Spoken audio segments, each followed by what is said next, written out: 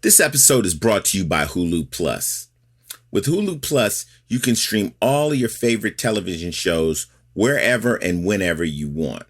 You can watch the current season and episodes of Bob's Burger, Family Guy, The Following. You can also watch every episode of shows like Law & Order SVU, South Park, Archer, and Key and Peele. I was just checking out season 4, episode 2 of Key and Peele, where they did a bit on steampunks, and I highly recommend you check it out. Right now, sign up to huluplus.com/ICET and get 2 weeks full access completely free. That's right, free.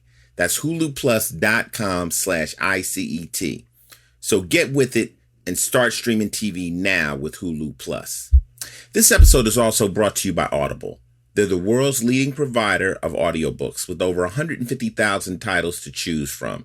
And you get one free just by going to audible.com/ICET. That's right. You get a free audiobook and a free 30-day trial at audible.com/ICET just for listening to this show. Real readers get their audiobooks from Audible.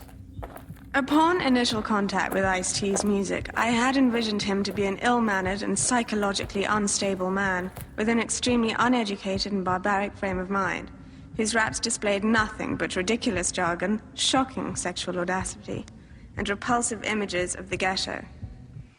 However, after further analysis of his music, I can deduce that he is the epitome of anti-disestablishment terrorism, who embodies the entire spectrum of the urban experience and struggle. But to make things more plain and simple to the layman, I find Ice-T to be the dopest, flyest, OG pimp, hustler, gangster player, hardcore motherfucker living today. To be honest, I am totally and completely on his dick. Welcome to the Ice-T Final Level Podcast, featuring your co-host, Mick Benzo, and your host, Ice-T. Hey, yo, what's up? This is Ice-T and Mick Benzo on Final Level Podcast number 27. Number 27 podcast done. In the can. In the can. And we've been dealing with lots of people that we really care about. You know, I had Tretch on here. Yeah, Mobb Deep on here. I had Mobb Deep on here. We had Chris Rock on here. Chris Rock. We had Kool Keith. We had Plexico too. We had OG Busy B on here. Oh, the Chief Rocker Busy And during his interview, I think it was the last interview. Yeah, that was number 26. He mentioned somebody. Yeah, I told him we gonna find that somebody. Next, you know, she's on my line. She calls me, and now she was upset too. She was upset. Said the guy pulled a trick on her. No, she wasn't really upset. She just said, "You can't say my name," because that's what she gets. If you speak this woman's name, she will pop up on you. Yeah, and this is somebody from my era of hip hop when I really, like, I don't even know. When I was got a chance to meet her, I was like, okay, I don't know. You know, I don't want to be, gotta be careful because I don't want to be in no diss record. The Immortal. Yeah. Roxanne Shantae is in the building with us. Thank you, baby. Roxanne Shantae, what's up, mama? With that intro, y'all made it seem like I was the devil. Like, say her name and she will appear. We fished you out. We fished you out. I always was careful, Roxanne. I said, I'm never going to date a rapper girl because I don't want to end up in a rap. You know what I'm saying? And in them days, you were known as a battler. Yeah. When we had Busy B up here, Busy B said something. I'm not really sure though. Did y'all battle? I tuned into the podcast because, just like you say, you mentioned the name of the devil and they do appear, and so many people had hit me up and they said, Busy B was actually on a podcast and he told the fact that he had fooled me. Like it was he had told me we had a battle, and I went for world supremacy. Okay. Now, what a lot of people don't understand is that there is a title out there for that. And that's back when hip-hop was mainly based on talent. Mm-hmm. That's before people started to listen with their eyes. Right. Which is what they do now. Okay. If it looks good, it sounds good. Got you. So before people listen with their eyes, when they really listen with their ears, it was a fact of true talent. Right. So I went for world supremacy because I knew I was hot in the streets. Mm-hmm. I knew I was hot in the clubs. I knew what I was doing. And you wasn't scared? Not at all. Never A skipped. young lady from Queens. Straight from Queens. Woo! 14 years old. Busted on the scene and said, okay, that's it. 14. Speak on it. Oh, I love it. 14 years old. I knew she's going to go in. Well, you know, I had my first battle, believe it or not. My first battle was done when I was 10 years old, and you can look it up online because a man actually went and he dug up the first man I ever battled. I was 10 years old. It was for $50. My mother spent 50 cents on the bus. We went to Woodside Projects. She took me to the project. She said, now listen, I'm going to spend this $1 because it was going to cost us 50 cents there and 50 cents back. Oh, shit. You didn't have to pay. You was free. You was right. I was free. You know, well, you know, that's how we did it. Yeah. You know, she just going on the bus, you go ahead, and then your mother just pay. So that's why we didn't pay the 2 fares. And she actually took her time out and said, okay, look, I'm going to take you. And she took me to Woodside Project. And I remember the DJ actually having to take his albums out of the milk crate and for them to turn the milk crate over for me to stand on it because my opponent was too taller than short. me. You was short. Exactly. So in order for me to do my delivery, and I remember looking at my mom and saying, you know, can I say bad words? Oh, you want to say curse words? And she was like, say whatever the fuck you got to get that $50. Ooh. Go, mommy. Because that's Go, what we came mommy. here for. Right. That's when we came for that money. We came for that $50, and I actually won the $50, and that was the big 10 years old. 10 years old. And then 14, you battled Busy B. Yes, they said I had what was called like the Nipsey Russell syndrome, where you can look at items. It was just a fact of being able to come off the top of your head and for it to make sense. That's called freestyle. Exactly. That's called freestyle. Exactly. I don't think rappers today know what that is. That's freestyle. When you can pick something out. Anything. Yeah. Anything. You know, like sitting here at the table and I'm looking at the water, thinking about the times when I should be with my daughter. My phone started ringing. People start, you know, like that. Right. See, I love it. Right. That's Roxanne. When did you get signed to Culture? Wait a minute. Hold on. Okay. Pause. Now, see, Mickey likes to give these stories, and then he gets so excited he jumps ahead. Okay, so leave that one. Busy B Yes. told a story, and he said that you guys was in a contest, and then he told you that it was okay to curse. Yes. He actually said that to me. And he knew that you couldn't curse. So he set her up to be disqualified. Yes, he did. But did you spank his ass anyway? Yes, I did. Hit it. 1, 2, 1, 2, 3. Hit it. Hey, 2 weeks ago at the place to be, they were standing in line to see who a busy bee. Busy bee hung up the curve in my 98, and then I rushed inside so I won't be late. Hey, the party is packed where you couldn't even move. Now everybody's rocking to the busy bee's groove. 4, 1, 2, 3. Hit it. Once upon a time in a place called the Ville, when I was walking through the projects, you know, trying to chill. All of a sudden, this guy came up to me. He said, you're fly, the high, talk to guys, don't know why. And there ain't a guy who can't pass you by. I looked at him and I said, no lie. 4, 1, 2, 3. Hit it. I was raised in the sun, I'm strong as an ox. I'm kinda slim, trim, but I'm fine as a fox. And right about this time, I just want y'all to know I choose the life that they call a disco. So get up on your feet and let your fingers pop, because the busy bee is here and I'm ready to rock. And before I go, and before I quit, I'm gonna give you some more of this busy bee. Hit it.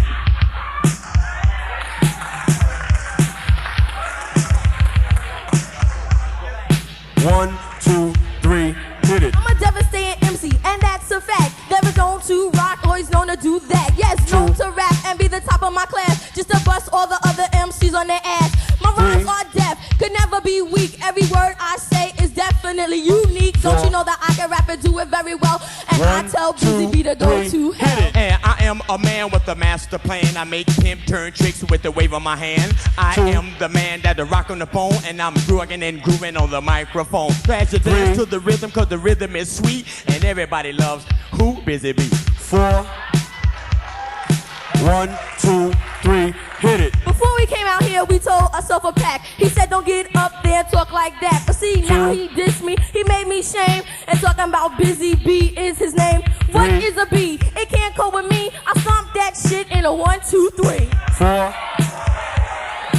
1, 2, 3. Well, if you wanna just battle, y'all can listen to me. You can take a couple lessons from who? A Busy Bee. A Busy Bee's another brother that rocks the best. Act the north, the south, the east, and west. They say he walks around all Adidas down with medallions around his neck. He got diamond rings and all type things that keep the girls in GD check. Hit it.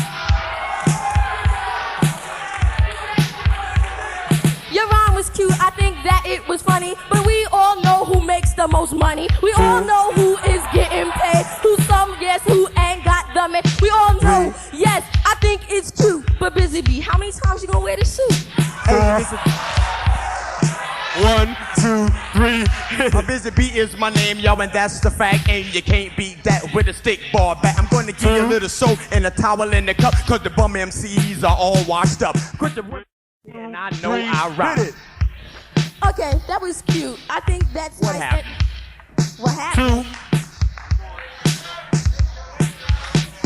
You's a nappy head nigga, you ain't getting bigger. If I had a gun, you know that I would pull the trigger. You just can't hang, and that is right. And you say you wanna battle me on the mic. Busy Bee, what? I think you's a slut. I wanna tell you something if you was in a right now. Busy Bee, huh? Tell you the approach. Let me tell you something, you look like a roach. Please get out my face with the master voice.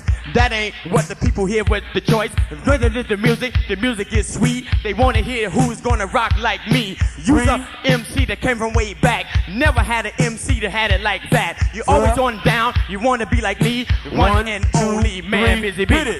Let me tell you, you know you're through. What you say? I'm younger than you. I can't be an MC that's way from the back. You need to do it over cause you know you're whack. That's right. Telling you something, get it together. The hat you wearing, the shit ain't even leather. You wanna play games and you wanna get loose. Well, we all know who got the juice. Okay, that's it. That's it.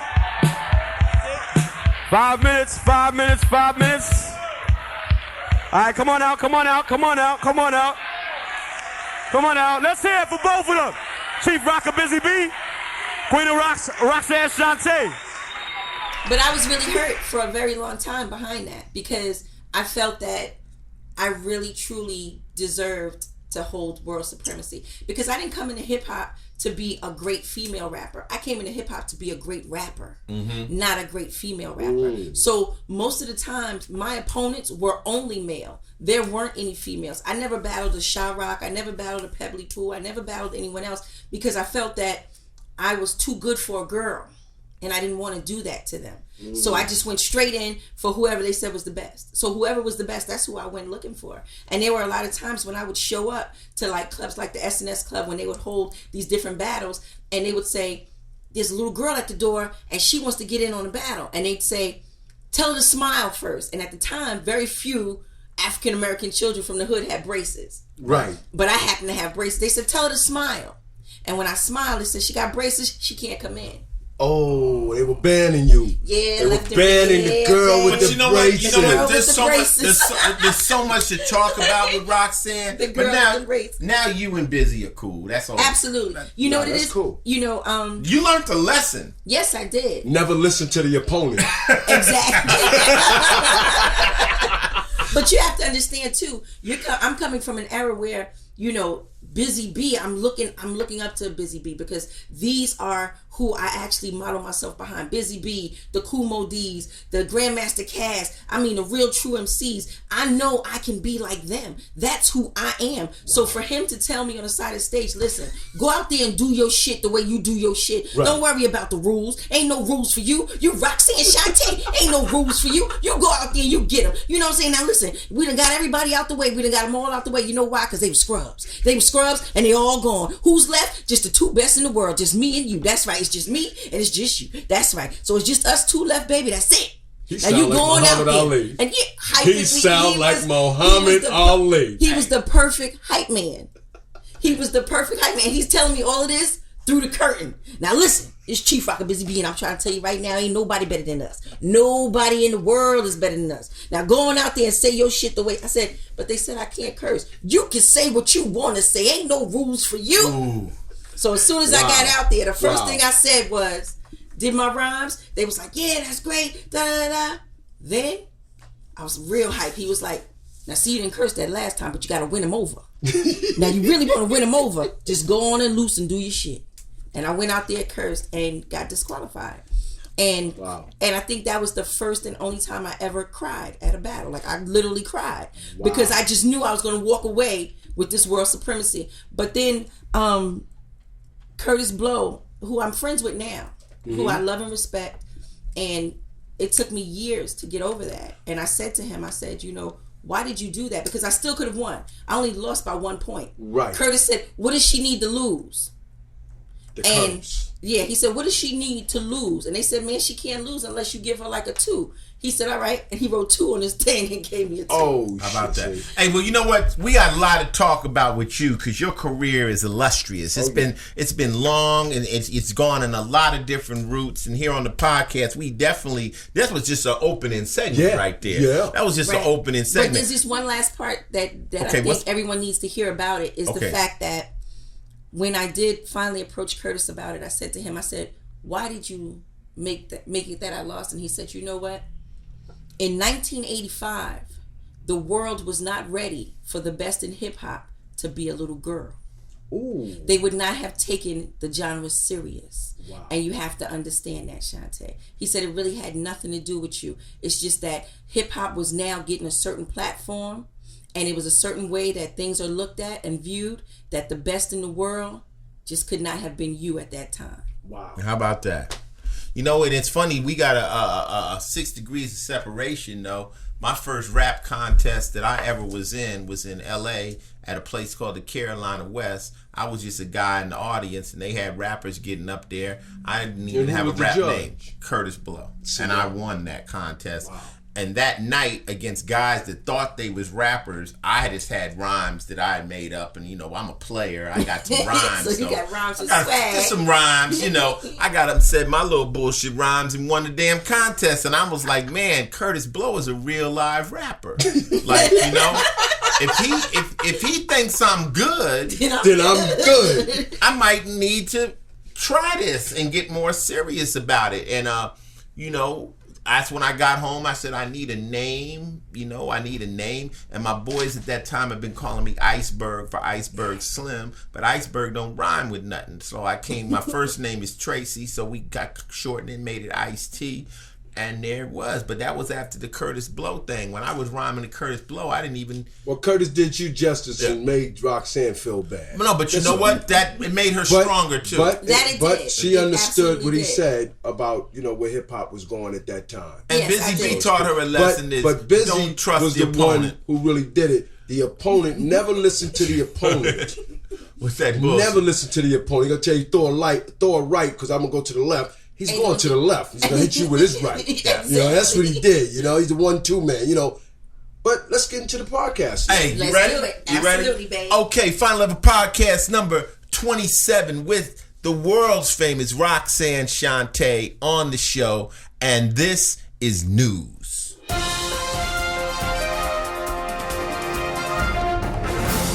Oh, man, news. Gee whiz, man. You know what's happening in the news today is just too chaotic, man. You know, I think what's going on in our society today is a very, very fucked up thing.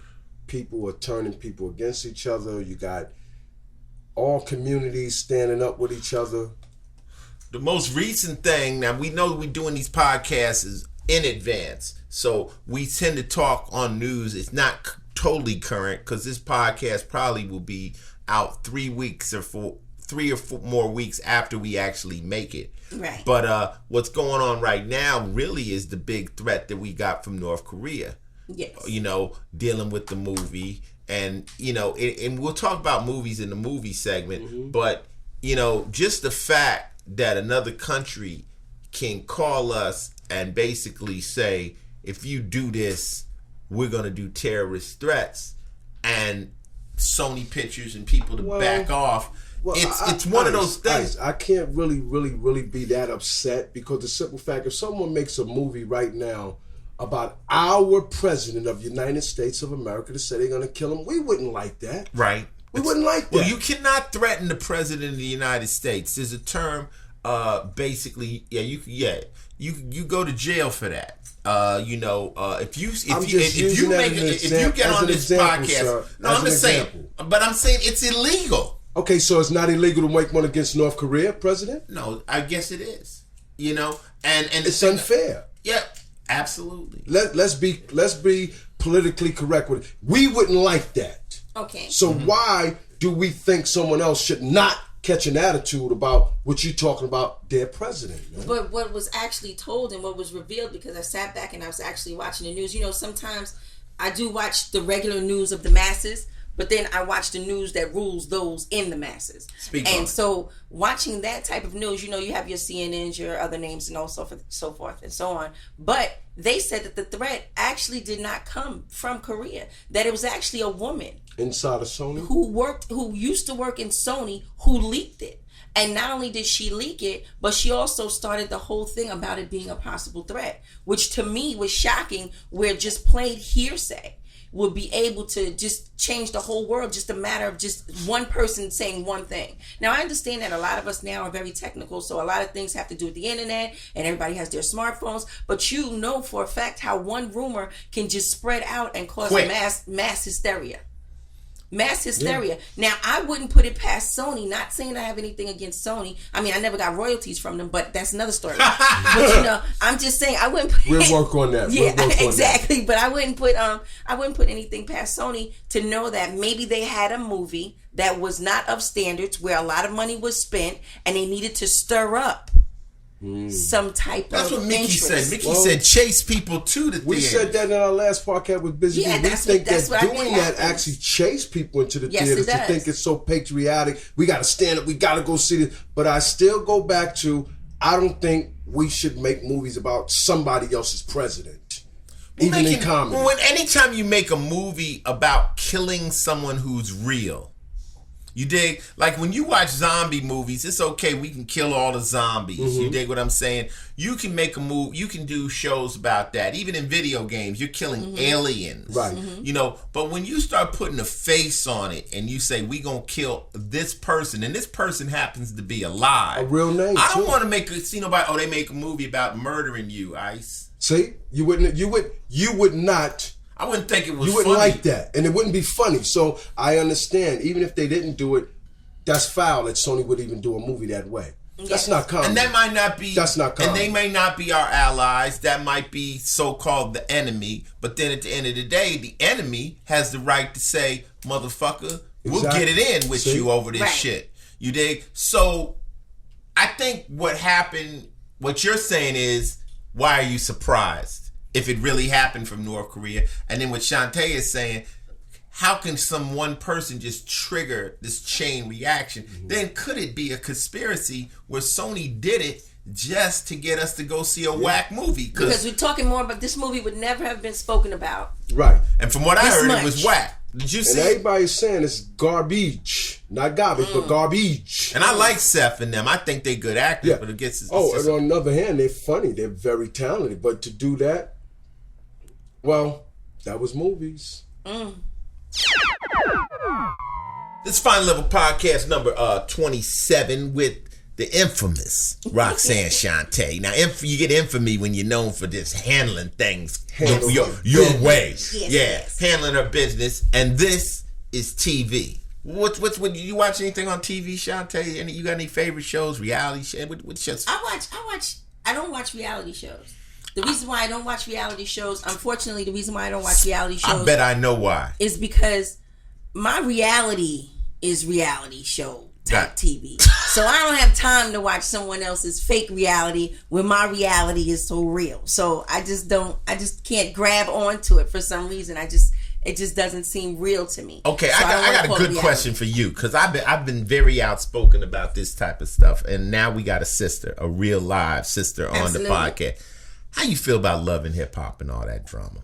I feel as though Love and Hip Hop is more so like a soap opera for those who need to live other people's lives because there's nothing going on in their own lives. So therefore they get a chance to live through these characters, vicariously through these characters. And so they need to see drama. People who live for drama. We live in a society who likes drama. People like to go to work and see people fight at work rather than get along. People like to go to people's homes, cause friction, cause conflict, then want to leave and see what happens. So we are. Why do you think we like drama? Does it make us feel better? I think that's what it is. I think there's a lot of times people just don't like to see people happy because they're lacking that happiness in themselves. See, me, I'm a happy person. Right. So because I'm a happy person, no one can make me unhappy but me. That's just how I feel. That's right. So like, if you know, you can feel it when you're around you. You're a happy person. So I mean, you can ask any of my ex-husbands. They'll tell you, like, if I'm not happy, it's going then baby, Shantae's about to get happy. and unfortunately, your unhappiness won't affect that at all. Right. You know, right. That's a good answer. But I think myself, when we were speaking a couple. But there's a market for it. No, it is a market. It's a huge market. A while back, we were talking about that. It's just like, I think people just so excited to get on TV, they would do anything to look stupid. To stay on television. Yeah. And I said that, you know, all the negative stuff, because, you know, me being a hardcore gangster rapper, and we throw the word bitch and this, that, and the third. And I said, I don't think that anything has done, no matter what a male rapper has said, nothing has done anything to damage women like these reality shows and the way they show out on these shows. Would you agree with me, since I'm sitting right Absolutely. I think what they have done, it has been discussing the vision and the expectation of now female in hip hop is she needs to be this raunchy, weave wearing, matte lipstick wearing, we'll fight you on sight. We'll fight you on sight. And 9 times out of 10, a lot of them are just not built like that. You know, I have 7 sisters who fight on sight, which means no camera is needed for them to set it. You know, they don't even have to be too much friction. I have a sister who does it off the thought. Well, she looked like she thought she was going to, you know. Right. So it's the thought ass. I have one of those thought ass. But don't you think that, you know, don't you think when, you know, when you see that, like, you know, I'm like, because I like told people, I said, you know, when the word ratchet came out, right? I said, you know, my definition of a ratchet is a hood rat in designer shoes with a designer bag. Like, it's like when the girls with a hood rat, we knew they was grimy, but now these girls got fine designer clothes, but the first minute they open their mouth, you already know. It's like, yo, the girls really meet each other. In real life, I mean, you just met Coco. You met Coco a few times. Absolutely. Y'all are very respectful toward each other. Women tend to try to be nice to each other. Do you women just want to walk up? But you know what? Fight? That's a different level of woman. See, we're a different level of woman. So we can meet another strange woman and we see the good in her. We see something she has nice and we admire it. Right. We don't envy it because it's something that we too are able to obtain. When you see a man's true wife and you can truly be a wife and you have wife tendencies in you, you respect his wife. But if you don't have any of that in you, you don't know how to approach her. You don't know how to speak to her. You can't sit at a table. See, I myself can be a person who sits at a table filled with married couples and no one feels uncomfortable. Right. Why? Because I know what it's like to be a wife. So I know how to be respectful. Then you have other women who choose to not know how to do that because they would never be that. She's not wife material. So she can't really be in wife company. You know, there's certain things. Roxanne, we need to keep her on the podcast.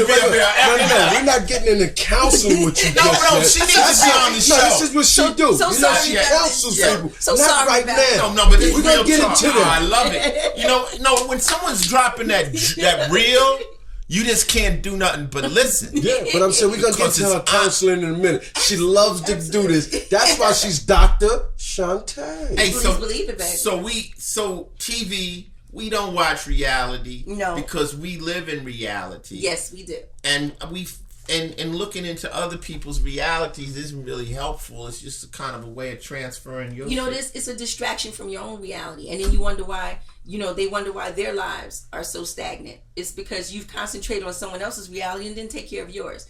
I'm too busy taking care of my own reality, so you know. Hey, check that out. That was TV, which turned into a philosophy session, a counseling session, and that was TV on reality. Today's TV segment is brought to you by Hulu Plus. With Hulu Plus, you can stream all your favorite television shows whenever and wherever you want. You can watch the current season of Bob's Burgers, Family Guy, and the following. You can also watch every episode of shows like Law & Order SVU, South Park, American Dad, and Workaholics. So use Hulu to make sure you get caught up on all the SVU goodness. Tweet me while you're watching because I always love hearing what you got to say about my show. You might even get a Final Level tweet. Thanks to all of you who have kept us going for so long, including r/television subreddit. You guys are why we do it. Hulu Plus works on your computer, smart TV, Roku, Apple TV, Xbox, PlayStation, just pretty much any streaming device you already own. Right now, sign up at huluplus.com/ICET and get 2 weeks full access completely free. That's huluplus.com/ICET. All right? So get with it and start streaming TV now with Hulu Plus.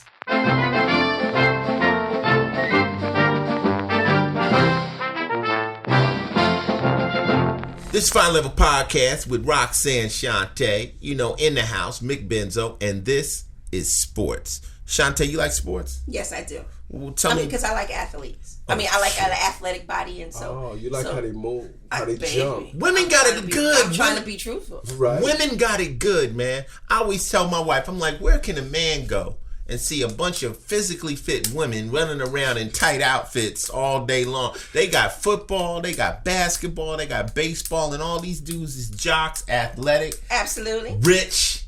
Yeah. Why wouldn't a woman like? What you like about the sports this year? Well, okay, let's just say the Seahawks. Mm-hmm. I feel that they're definitely going to go all the way.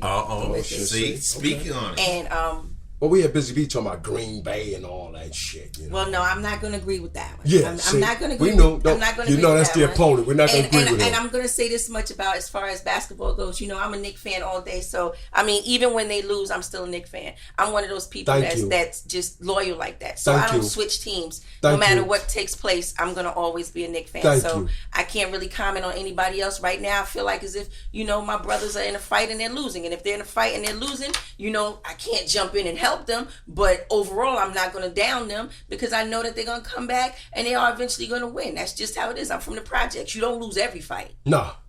Man. That's what a real fan is. They say that's what it is. I'm just but a real I can't fan. be there for the Raiders because they done lost so much. I gotta stay with there. cement, dumped a truck on it, parked it.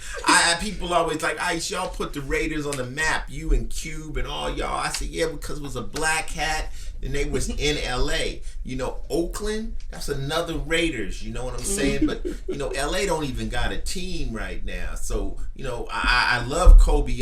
Kobe basically has taken over the number one scorer, right? He scored more points than Michael Jordan now. Yeah. So Kobe, and Kobe's just a bad motherfucker. I met Kobe when he first got in the NBA. He can rap too. Yeah, he's definitely. Yeah, he can rap. He's a fly dude. But I'm still a Carmelo Anthony. Yeah, that's my man. Now hold up, we'll pause. So you say no. Carmelo and Kobe. I am a Carmelo Anthony fan. Kobe is your guy.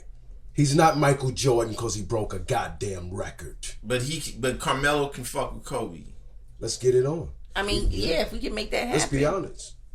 I'm being honest. Kobe Bryant is a motherfucker. Listen, I'll sell tickets He to wins championships now. Don't get me started. We need help over there. You used to do that when I used to come to LA. I never forgot to go to LA up in the hills and Mike Chicago Bulls is playing. This guy got sneakers he would buy Jordan. He wouldn't wear them. He just throw the sneakers. Look at Jordan. Woo! Sneakers in there. Through the room. Like Woo! Jordan Look at Jordan. Just sneak up in. Woo! I'll never forget that. But now you was down with Jordan. No. My basketball player of all time is Allen Iverson. Oh shit, AI. Yeah. AI. Philadelphia. Yes. AI. The answer. AI. I liked his he swag. Legs, Damn it. Did I say that word?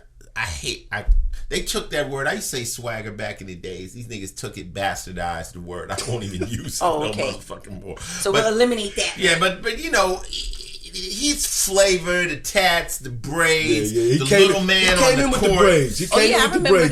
They didn't like that. Remember, they're like, yo, you got to get the. Listen, exactly. Man, I come to play ball. Don't look how I'm looking. I admire him so much. I mean, I met him. The dude is like 1 inch taller than me. I used to live around the corner from me when I lived in Hampton. He made me feel like I should have been in the NBA. I lived at 123 Potion Place in Hampton, and Allen Iverson lived around the corner. We used to hang out. So what do you think was his downfall? And this is just me speaking to you guys. What do you think happened? Too outspoken. Wanted to be a rapper, and he was saying things that they didn't appreciate. You know what I mean? Then, so you think that's then when he started telling the coach, I don't have to come to practice because I'm that good. Nobody's bigger than So in other words, you would say that it was his surroundings. A lot of these athletes, a lot of these professionals, what they do is they fall is the surroundings. The people who they have around them. Surrounded by too many yes men will eventually become a no-no. Because remember, you're not bigger than the game. You're not bigger than the game.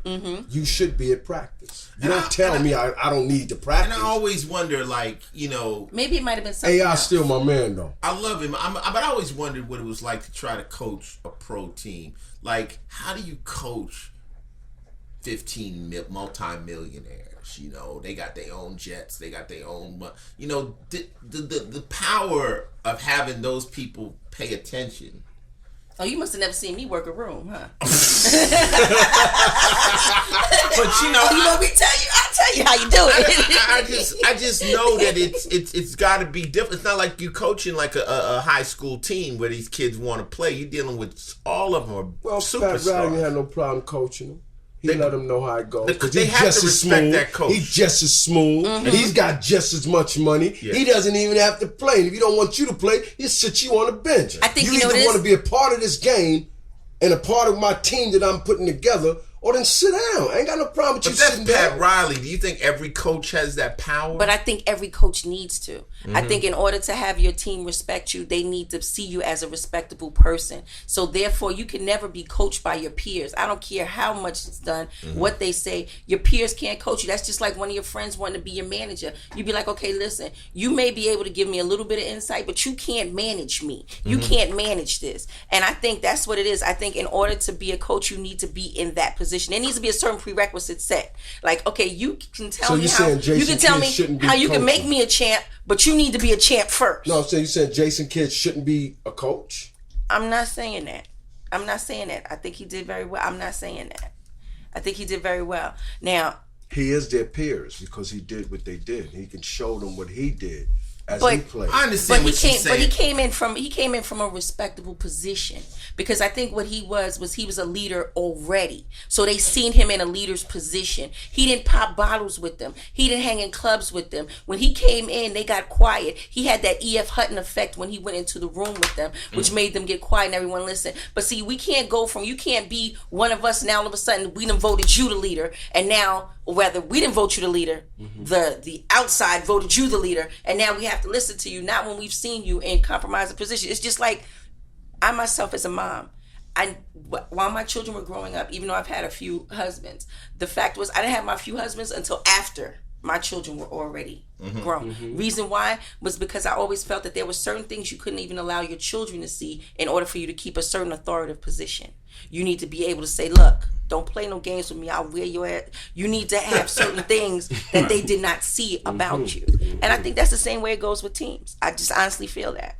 That's dope. Well, hey, you know what I'm saying? It's like sports are crazy right now. All the teams are juggled. She says the Seahawks. I can't go against the Seahawks. I mean, they're an incredible team. I never talk down on Green Bay because I don't care who you are. Nobody wants to play in that weather. I think Green Bay is just a naturally tougher team than anybody in the league. Just dealing with. They got a tougher skin. I got off the plane up there and they were like, you going to the game? I'm like, are you motherfucking kidding me? I can't even get from the airport. Y'all finna go sit in some bleachers? Or you're losing your So their fans are special. But, I respect what Shantae was saying. I respect everything she says. But about the coaching, I did say it's got to be difficult. And like you said, if you don't come in from that heavy respect position, how do you coach people that have so much and they're just so wealthy and rich?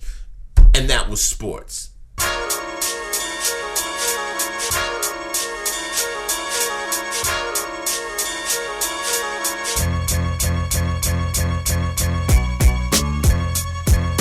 This is Final Level Podcast number 27. And this is the music segment. And since we've got somebody who is a legend in the music industry, it's a chance. A female at that. Yeah. Legend. She told me she didn't want to be a female. She said she just wanted to be a rapper. But she is a female. Yeah, we can't leave it out. She is a female. But, one of the rawest people and has a very interesting story in hip hop up to today. And I'm just so glad to have her on the show. Roxanne Shantae. Thank you, babe. So now you've been interviewed by a lot of people, but now Ice, when these niggas can ask anything, it's gonna ask some real questions. But I'm an MC like you, okay, and I'm gonna give some real answers. So and it's real simple. It's like you started off the show telling us you were 10 years old wanting to rap. You battled at 14 years old when was your first like step truly into the game? Like when did you meet Marley, or was it then? No. When did you get signed? No, not signed, but when? Then we're gonna go into cold chilling. No, we're gonna go in that building. Mickey, I'm ahead of that. I want to know when. I know it was gonna be? Yeah, when did she move toward a studio? When it was the time to make records? The very first time I went into a studio. I was going down into the ramp. People who live in a housing project can remember when all the laundromats used to be under the buildings in the ramp. Oh, they still is. So you had to go down the ramp and in order to go to laundry. So I'm going down the ramp in order to go to the laundry because my mom was vicious about her laundry. No matter what was going on, she always wanted laundry done. She just was a fanatic for it. So I'm going down the ramp with the shopping cart, and I look up on the second floor. Marley's windows right above the ramp. So he happened.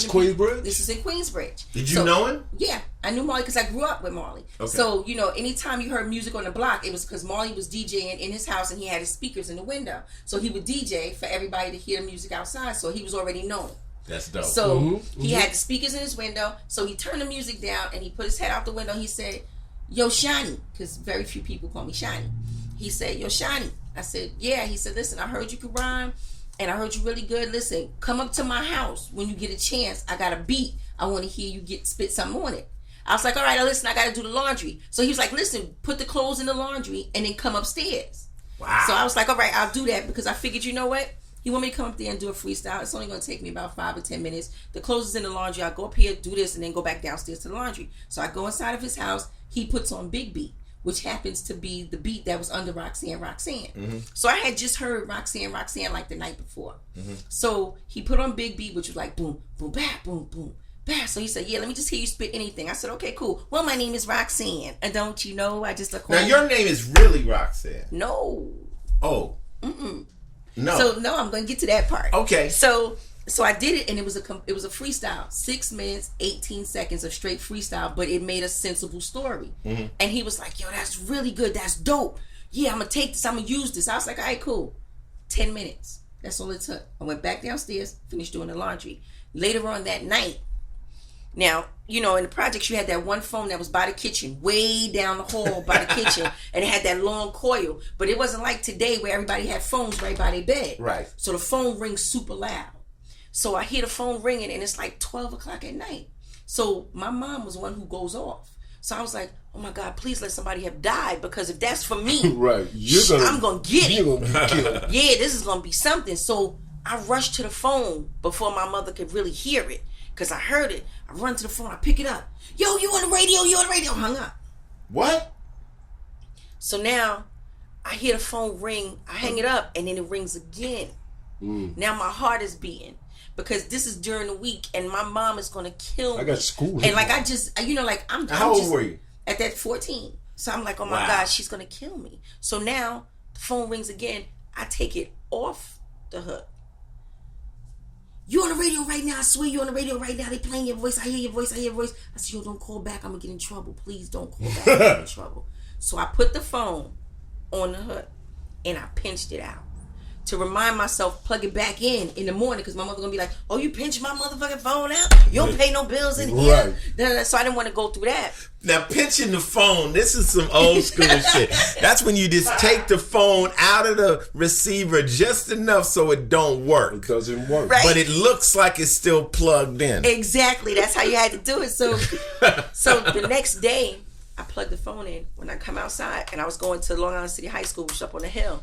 So everybody was like, "Was that you last night on the radio?" And I was like, "No." They was like, "Yes, it was," because you was like, "And my name is Shantae," because I knew to put my name in there. I always said my name, because it's just because Shantae rhymes with so many things. Day, play, say, babe. So Shantae. It rhymes, so and so Shantae is your real name. Shantae. We're gonna get to the bottom of this, right? Saying Shantae. So I said, Marley, I see Marley. I'm going into my mother's building, and I see Marley.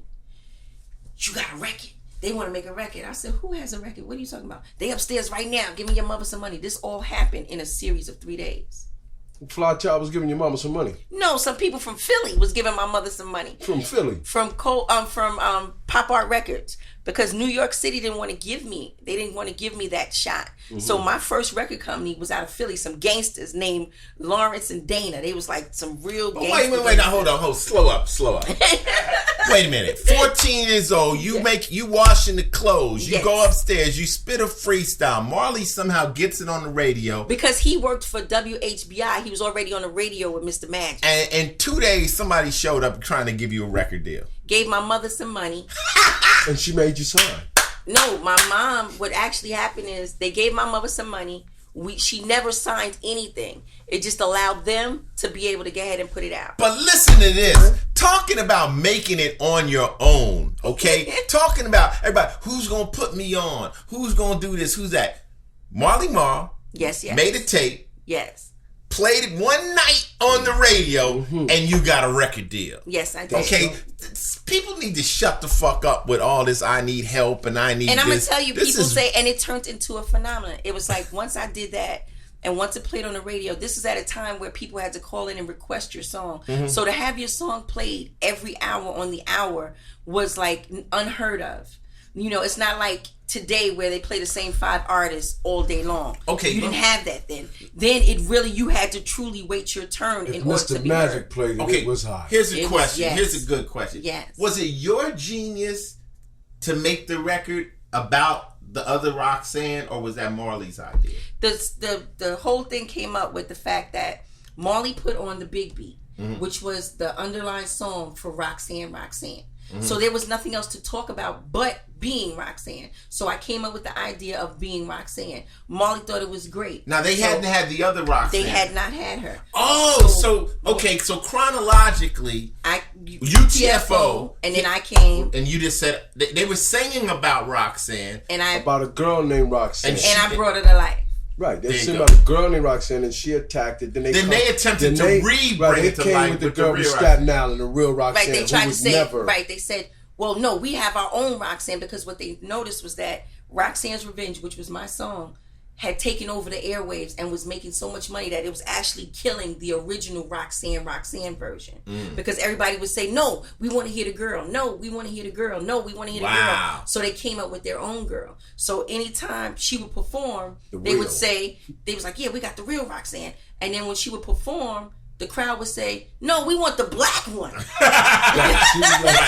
It was like, where's the black one at? So I remember, even going to different states. Every state had their own Roxanne. At 14 years old, right? You're on the road. I'm on the road. And this is what was great for me, was the fact that being a battle rapper, going to all these different states and everyone having their own Roxanne. I'm Roxanne's mother. I'm Roxanne's father. I'm Roxanne's this. That was up my alley because I'm a battle rapper. So how many answers that record got? 113. It's 113 answers of Roxanne shot there. And UTFO Stop. Say this again, Mickey. There was 113 answer records of my record. But how many was UTFO answered on?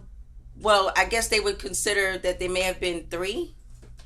Wow. And you got 113 answers. That's got to be the world record. It is. I think they have it listed in the Guinness Book of World Records as 83 titles. And the reason why they have only 83 titles is because some record companies were like pop-up record companies overnight, and then you couldn't find the person, or either some people did tapes and sent them into the radio station and different things like that.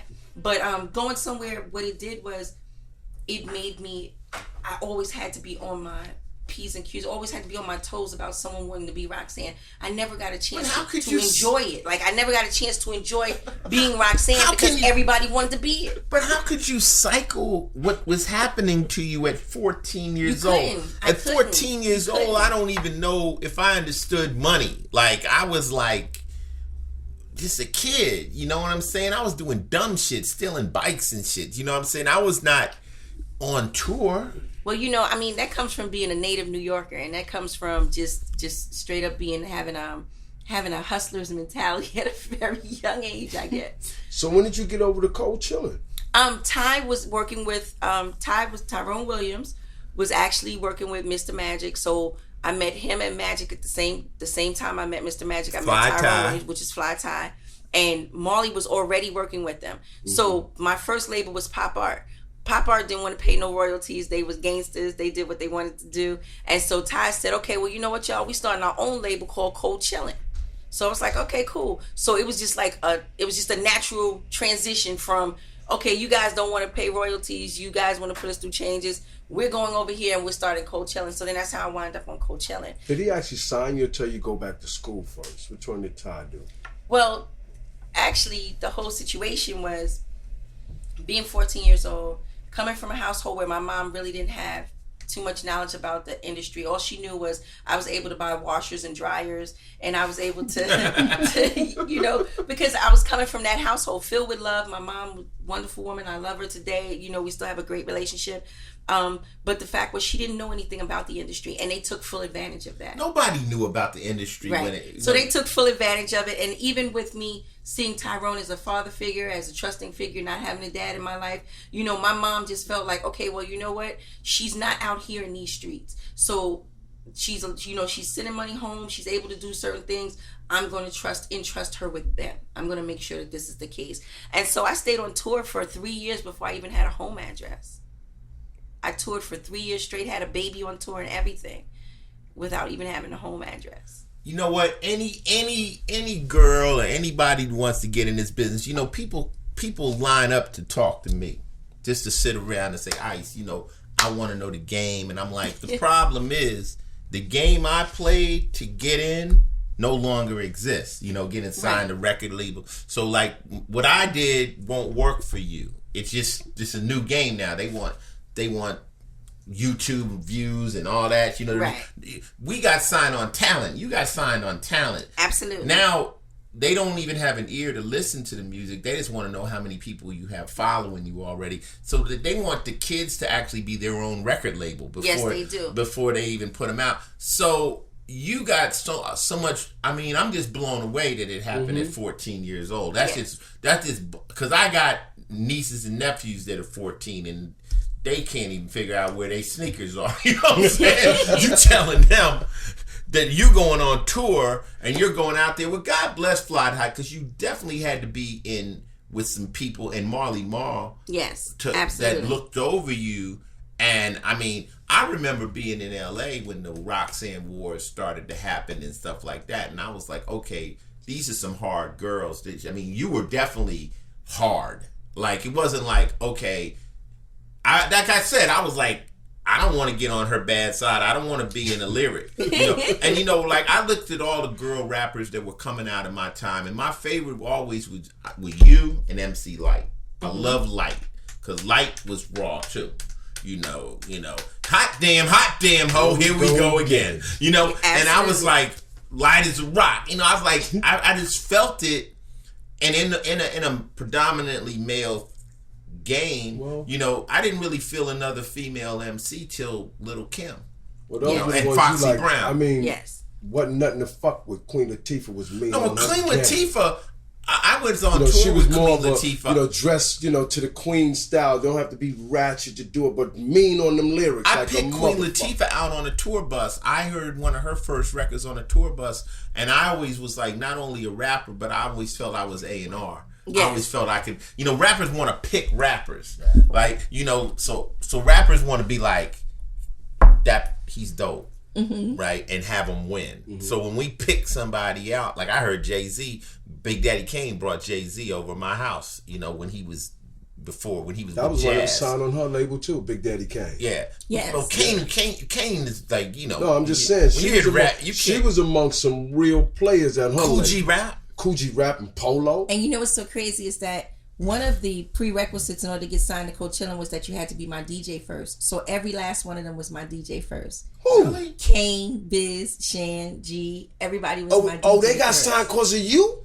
No, they had to be her DJ. They had to be my DJ first. And then Fly Child would rock with her. And the reason why they had to be my DJ was because being on tour with me was a very, very unique process. Wow. One, because I never did the same show twice, which meant you had to be quick on your feet because I'll switch songs in the middle of a heartbeat. Like, even today, I host and I still switch everything around. I'll practice it one way and then get on stage and be something totally different.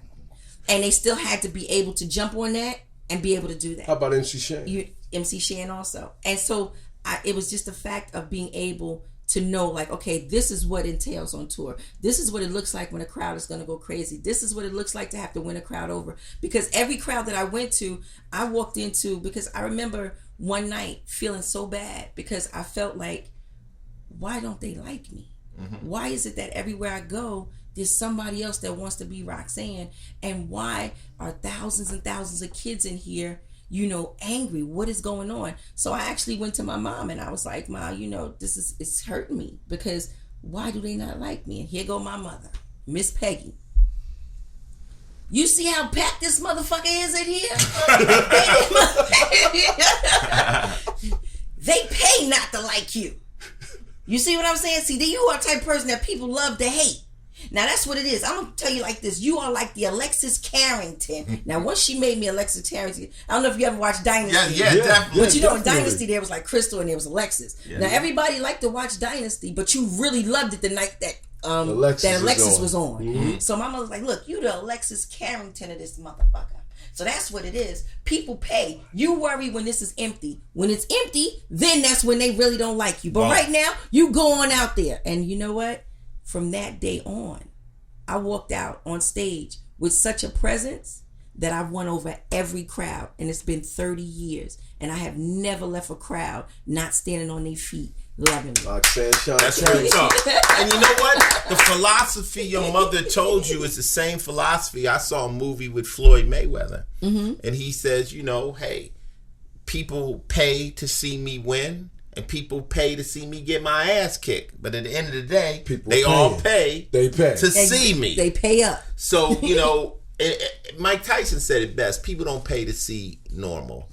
And you have to be a little bit different than the average for people to be willing. You can't just be average. You have to be something special going on. But you've had an illustrious career, you know. Yes. I mean, you music-wise, then now, right now, just jumping forward, because, you know, obviously everything's worked out.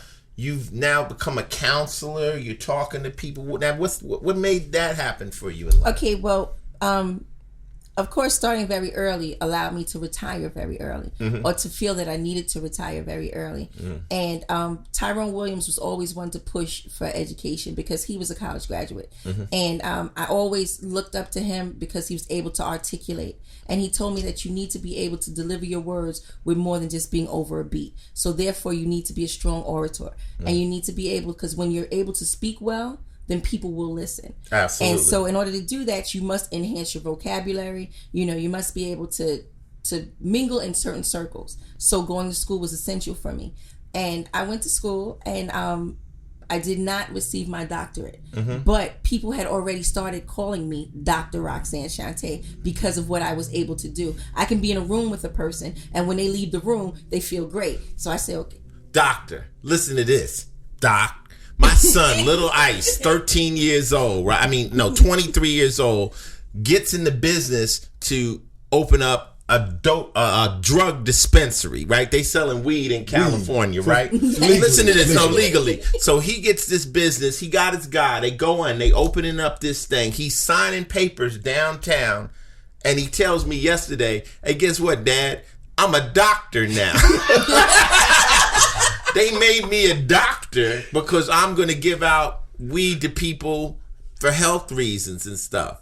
I'm like, you're really... He says, the paper right here says I'm a doctor.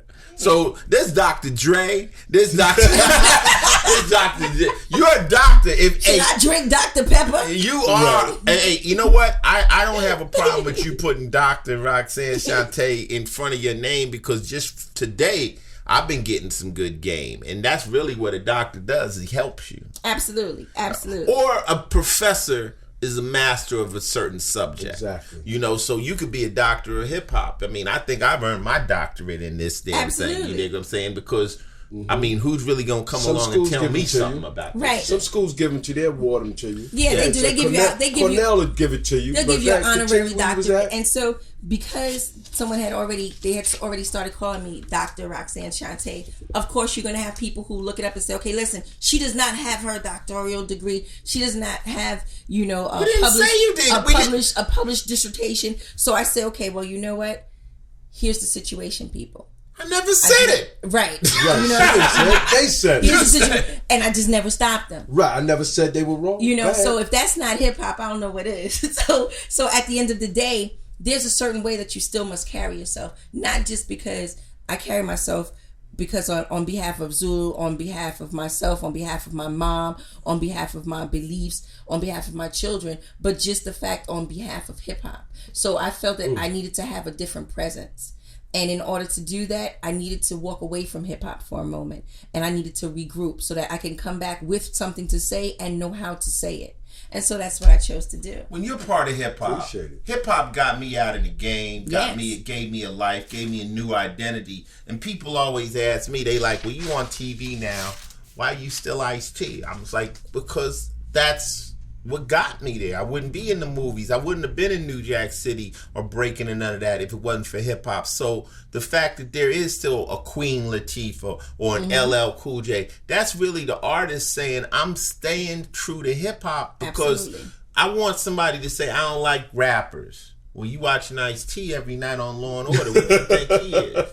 Or them rappers is dumb. Well, you watching LL on TV, you watching Queen Latifah, but you watching Ice Cube's on TV right now. We're watching a movie he's in, and he's Ice Cube. Whether he never makes another rap record again, that's our way. Yep. You always talk about giving back, because it's easy to cut ties with hip hop. Yes, it is. And say, peace. That was when I was young, and I'm somebody now. Now I'm Mr. Lauren Marrow. That's my middle name. I mean, that's my new actor's name, Lauren Marrow. Right. You know, now I'm Ice motherfucking T. All day long. And that's like saying Shantae. Please believe Or you can call her doctor because she didn't say it. That's the title you gave her. Guess what? She just never corrected you. Yeah, that's what it is. You know, and it works a lot for me now. And you were working in schools, though, am I right? Yes, absolutely. And I got a 3-year contract or something like that? Yes, and what I do is I still go around and I still speak. They still hire me to be a guest speaker. They still have me come into these different universities, and we talk about everything from hip hop to real life. And I think a lot of times people are surprised when they come to see me speak, and they say, "Oh my goodness." Have you written any books? No, I'm trying to wait till I'm 50. I wrote 3 books already. I wrote 4. I wrote 2 novels and 2 books. The trick to getting a book, this is the trick to writing your own book. Okay. It's basically you get a person that's a really good writer that you admire their writing, and they just do in-depth interviews. They just do in-depth interviews with you speaking your own words, you know, and just like what you're doing. And what they'll do is they'll take that, they'll put that into a book format, and then you read it and you correct it. And before you know it, you sitting in front of the guy. Doug Century did my most recent book. He writes about the mob and stuff. He came over here and for about 2 months just interviewed me with tapes, and pretty much broke the story of my life down, my philosophy and everything down. You re-edit it, because you know, sitting in front of a typewriter and writing your life is going to be difficult because you jump from things to things. Right. They take all the stuff you talked about your mother and they put it all in one bundle. They put your early stuff. They bring it all back so it runs coherently, and then you look at it and say, "Nah, you got that wrong, and you got that wrong," and you read it again. Before you know it, you got a book. Well, that's what I said I wanted to wait until I'm 50. I'm a 2-time breast cancer survivor. You got a lot to write. Yeah, I'm a 2-time breast cancer survivor. You have a great book. And I've been a spokesperson for not only the Breast Cancer Society, but also for the Diabetes Association, where I had where they did a multi-million-dollar campaign all throughout New York and had me on all of the bus stops and the telephone booths. Yeah, they still have a few of those telephone booths up, and you know, they had all these huge posters and everything, because what I've done is my philanthropy work really excels even what I've done in hip hop, because I'm a person who gives back. I give back with my hosting, I give back with my performances. When they need me to come and do something, I come and do it. I'm at women's shelters, you know, you name it, I do it. And that's mainly because I felt that even my career was such a gift from God. It was just given to me with no effort. But you need, listen to Ice. Listen to your nigga Ice. You need to be a published author. And once you do that, you know, all your speaking engagements, all the stuff you do will balance off of that book. I speak all over the country, Black History Month. I'm all at the universities. I've done Harvard. I've done all the Ivy League schools, Yale, Dartmouth, Stanford, all those things. And a book gives you that extra ability to go in and say, you know, a published author. And when I go in, I just basically do philosophy. I do the same thing you do. I go in, I kind of give them a little run of my life and movies, television, and all these things. Then I open it up to the floor. What do y'all want to talk about? We could. I even say something about cold chilling. I say we could talk about anything. We could talk about geopolitical politics. We could talk about that, or we could. You can ask me Big Daddy Kane's phone number. You know what I'm saying? Exactly. I could take you all the way down. Like I'm gonna give you Kane's phone number, right. But we can go that route. And it's really great to do. But a book, and you know who she should hook up with? Wahida. Wahida Clark. Where's the Clark? Wahida Clark. We got a female. She's a publisher and a writer, and she writes she's been on the podcast. She wrote a lot of black novels. She did stuff like that. She's our new ice. Well, look at this. I came on the podcast and leaving the author. You got something to say. I think, you know, they say everybody's got a book in them and some people should keep it in them. But some people really have something to say. And, you know, you got all these young sisters out here and you got all these people looking for directions. And they need to get directions from somebody who's actually been down the road. Yes. Versus somebody who is on the side of the road telling you about the road. I'm just inspired being. So what's happening with you right at this moment? You're on the radio. I listen to you on the radio. Well, actually, right now, what I do is I actually do hostings. I'm hosting in Atlantic City. I'm getting ready to start hosting in Las Vegas. I host 80s events, and what I do that makes my 80s events more unique than any other is that they're totally interactive. I'm one of those people that come out, as Mickey can tell you, I come out, I change clothes during my show. Oh yeah. Even during my stage show, I actually change clothes. A performance as a host. You give a performance. Well, thank you. So you're in Atlantic City. Yes, sir. Recently, or it's coming up, or I'm getting ready to. Well, I mean, this will probably be after New Year's Eve, but I'll be there New Year's Eve, and I'm also there once a month. Different casinos, different locations. What they can do is they can also follow my Instagram, which is everything about me is under I am Roxanne Shante. The letter I, the letter M, Roxanne Shante. That's my Twitter. That's my Instagram. That's my Facebook. And I can give them all of the details on there. All the different places that I'm hosting all over the country because I work. Like a lot of times people wonder what old school artists do. And I love being old school, so I don't take away from that. Classic artists, you mean? Classic artists. Oh, because I don't know who the hell is old school. I know about classic artists. I mean, classic, you know what it is? You know, okay, I'm going to start taking that term, classic artist. I myself as a classic hip hop artist, I do perform every weekend. So you will be able to see me at a spot near you. Yeah, we like LL's term. You know, me and LL used to battle back in the days and talk crazy, but you know, look at us. Both of us end up cops on TV. You know what I'm saying? So we can't be mad. But that back in the day, you kind of needed an opponent because that's what helps you kind of get better and stuff. Yes. You know, it was no real hatred and stuff. But LL said he called it the golden era of hip hop. Yes. And I like that term too. You dig? So having you on the podcast is really great. We're going to take some phone calls in a minute, but it's a pleasure. Oh, you know, it's a thank you. pleasure. So we're going to continue with this podcast, Mickey. Yeah, baby. Shucks. Why not? It ain't nothing but number 27.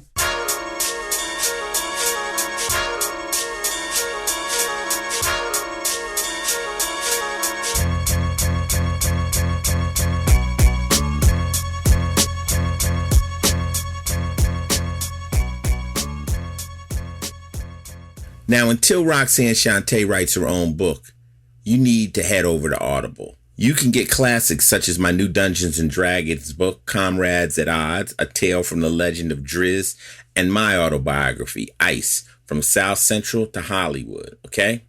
Audible is the world's leading provider for audiobooks with over 150,000 titles to choose from. You can even listen to audiobooks anywhere. They have Whisper Sync technology that makes sure you never lose your place when you switch devices. And it even lets you switch between listening to an audiobook and reading an ebook on your Kindle. Now that's the business. For a free audiobook and a 30-day free trial, go to audible.com/iced.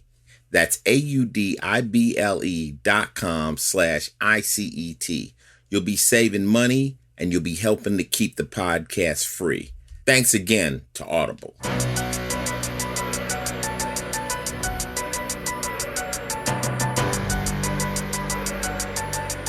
Hey, yo, this is Ice-T, Mick Benzo, and the one and only Roxanne Shante. Yes, yes. And this is Philosophy.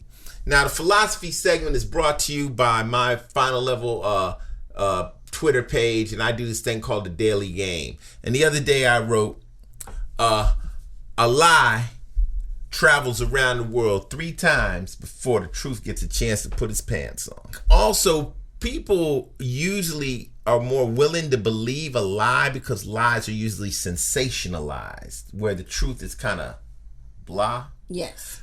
And people like sensationalized things. So how you feel about that? It's philosophy on our show is more like the Daily Game. We just try to give you something you can live with. How you feel about that, about lies and the truth? I mean, I believe that.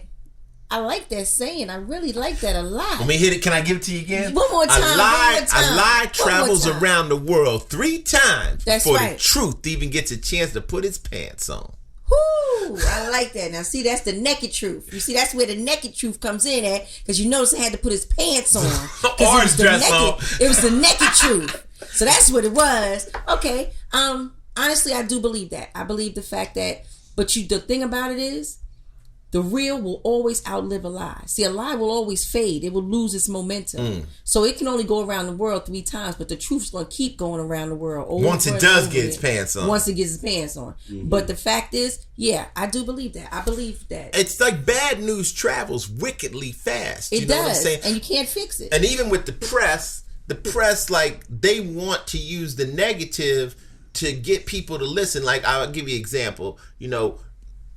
Building a crib, right? So instead of saying Ice and Coco are building a crib, they go, Ice and Coco's neighbors are angry with them about them building their crib. Now, our neighbors love us. Right. But they won't get as many views or watches if you just say Ice and Coco are working on a house. That's not... They need negative press for people to pick up papers. Mm-hmm. Because people are drawn to that. Yeah, people are drawn to that. You were talking about that earlier. People are drawn to that. They don't want the happy. They don't want to see that.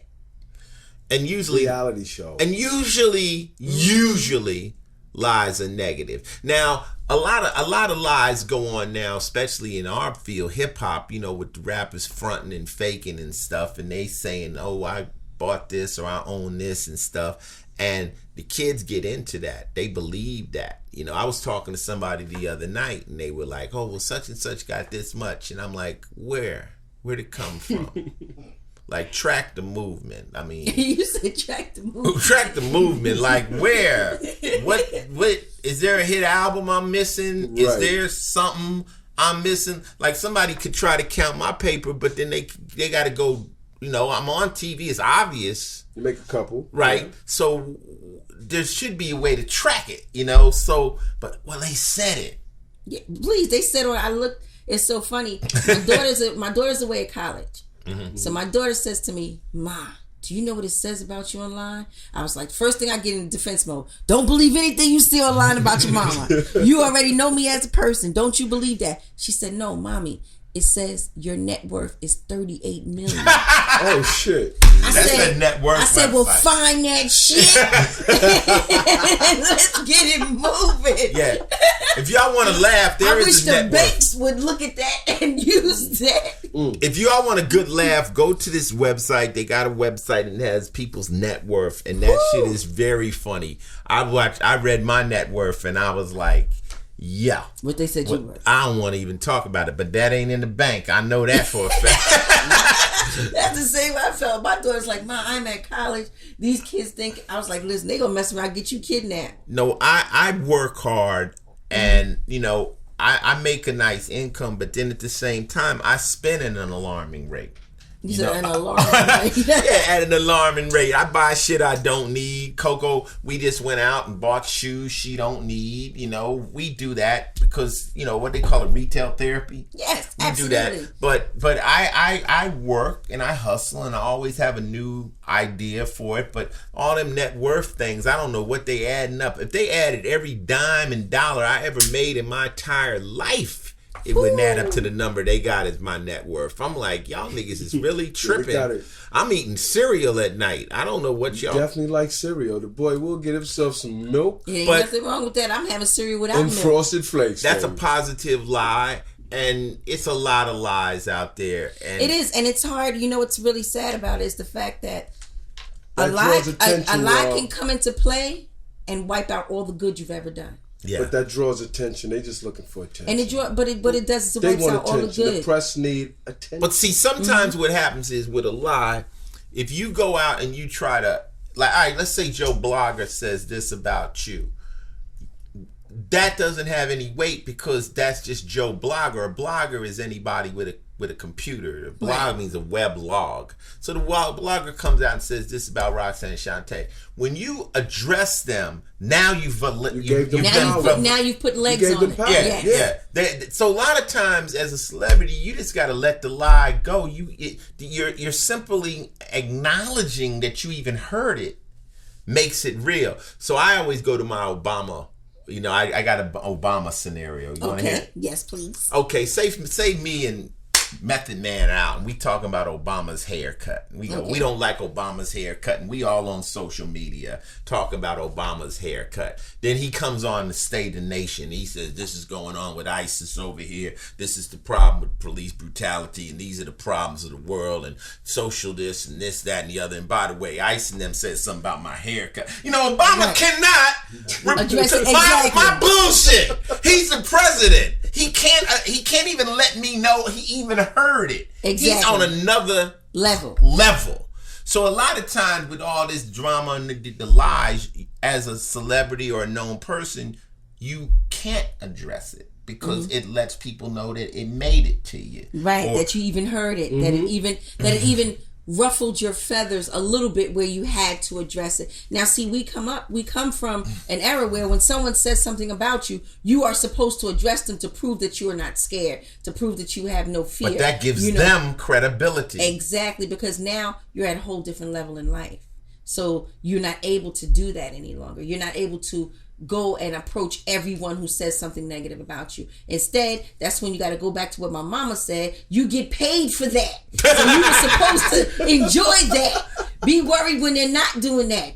You know, so exactly. You know, thank God for Miss Peggy, because that's your mama. Yeah, that's my mama. So our philosophy for today is a lie is a lie. It's going to go on, but sometimes you just got to let it go, because when you, the real person, address that lie, you gave it legs. You gave it something to stand on. You gave that unknown blogger that reply from Ice-T. And now Ice-T is talking to that unknown blogger, and they get to wake up out their mama's basement and go, oh shit, they heard me. I am now somebody. You're irrelevant. A lie will travel around the world 3 times before the truth gets a chance to even get its pants on. But when the pants get on and it do catch up to that lie, baby... That was philosophy. Okay, this is another segment of the Final Level Podcast, number 27, with Roxanne Shante, and this is called "I'm Not a Hater, but I Hate Shit." Shante got something she hates. I think Shante hates something. There's got to be something that bothers you. What really you hate? You're not a hater, but you really hate that. What's a pet peeve you have? Okay, I'm not a hater. Mm-hmm. But I hate when people tend to go off of what they hear other people say about a person before they get to know them. Gotcha. I really hate that. I think that what you need to do is meet a person for yourself and then decide on how they treat you. So I really do hate, because I was raised not to hate anything, to dislike things and to change them. It's basically prejudice, what you're talking about. Exactly. But for someone to say, oh no, I don't like her either. Like, I hate when people do that, when they prejudge a person before they know them. And I think that's one of the only things I really hate. I learned that the hard way. Want to tell my story? that comes from our projects. You know, we all grew up in projects. I hate her, so I hate her too. You don't even know her. Exactly. Why you hate her? And then, you know, it's always that one person who you? always says, you don't even know how to say you don't like her, right? Mm-hmm. I got a bad story about this. Okay. This is a bad story, and it happened to me. And I learned a fucked up lesson. I'm not even going to say the name, but there was a rapper. Mm-hmm. All right? This is back in the day, not a new rapper. This was back when I was rapping, and there was a rapper that I thought was garbage, and he wasn't good, and da-da-da-da-da, right? Mm-hmm. I was like, yeah. When I met him, he said, Ice-T, you're my idol. Oh. And you were hating. I'm telling this thing's whack. So basically he's saying, I'm trying to sound like you. Like, you're the nigga I look up to. And I'm saying, you're whack. Wow. So therefore, I made him whack, right? I was like, and he was the nicest person. Wow. Don't you, now tell the truth. Now, don't you really hate when it's a really nice person and they really horribly whack, like they really can't sing or they really can't rap, and they come to you and they ask you for your opinion? Don't you just hate when you have to?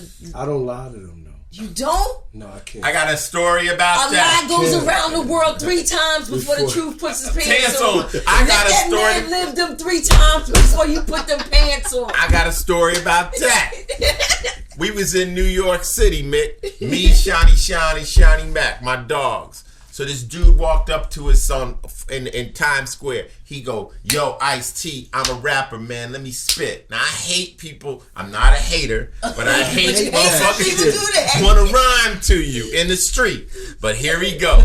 So he start rhyming. So he rhyming. Yo, my skills are flows, whoopty-whoopty, bap, whoopty-boop, boom. And we weren't obviously paying attention. And the nigga's rhyming like this. Whoopty-whoop, and I spit da like you give a fuck about anything I'm saying. That was funny. That nigga Brian just said like you give a fuck about anything I'm saying, and he got our attention, and we like, nah, man, it's cold out here right now. I just felt so fucked up, and homie walked off. I know he just made a diss album about me. I know you don't give a fuck about what I'm saying. No, but it came right out of the flow. Out of the flow. I'm this and that, and I'm this and that. Like you give a fuck about anything I'm saying. Now didn't you feel bad about that? I felt bad, but I hate people walking up to me and rapping in my ear. Oh, don't do the beatbox in my ear. Like, come on, man. When people when they get ready to do it though, I say, no, don't rhyme to me. Give me a CD, because if you impress me, I gotta impress somebody else. Well, I'm gonna tell you what I do. I'm very encouraging. When someone comes to me and they tell me that they have a demo or they have anything, the first thing I tell them straight off the bat is, listen, I don't know how to help you get a record deal. Let me just tell you my story first, and then if you still want to give me your stuff, then that's fine. But let me just let you know.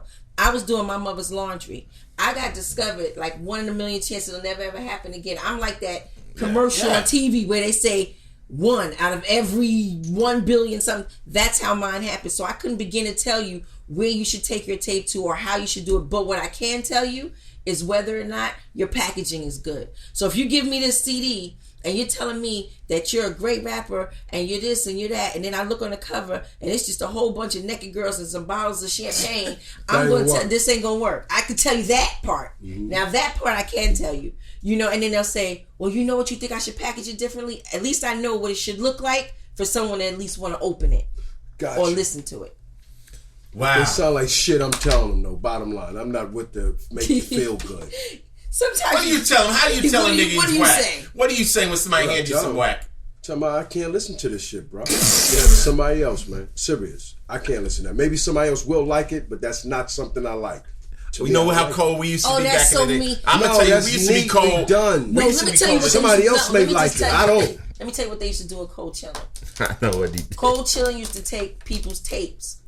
Tell them, listen, when you send us your demo, make sure you put it on high quality tape. Metal tapes. It's exactly. And then you know what they would do? When they take them and they do that, we put them in the box. And then when anybody needed a tape, they go into the demo box and take out the high quality tape and then put in the thing and put the little tape over the top and record on top of that. That was good. That was a way of not spinning. I used to tell the Maxwell tape. Some people Sony's were good too. Look, that's me. That's me. And I'm not. I listen to the demos. I never claimed to be the greatest rapper. I put myself at a 1 and Rakim at a 10. I know that these niggas can rap. They circles around me, but I know whack when I hear it. Like whack is whack. Okay, now I'm saying if I'm only 1 above whack, you are whacker than me. So you definitely ain't gonna make it. But I mean, I used to tell niggas like, listen, that tape you gave me, okay, the music needs some work. Okay, and the rap, you can tighten that up. Now there was a little bit of air before the music came on. Remember that little lick? That was dope. You said the hiss. Before the damn track started, that dead air had me in suspense like a motherfucker. That's what got me, was the dead air. No, that's being mean and rude. But you know what else too? I don't hate. I'm not a hater, but I do hate when they rhyme on top of a hot beat that was a hit of someone else's. Because if I'm sitting here bobbing my head, I'm only bobbing my head to the track. For what the track was and what they used to say. So that means I'm sitting here thinking Biggie, not thinking, you know what I mean? I know that exactly. just makes it difficult for me. Wow, we went in a lot of hate directions, right? Yeah, a lot of and shit. we wasn't even supposed to hate like that. We don't hate, but it's you're not a hater. But we just hate that shit. There you go.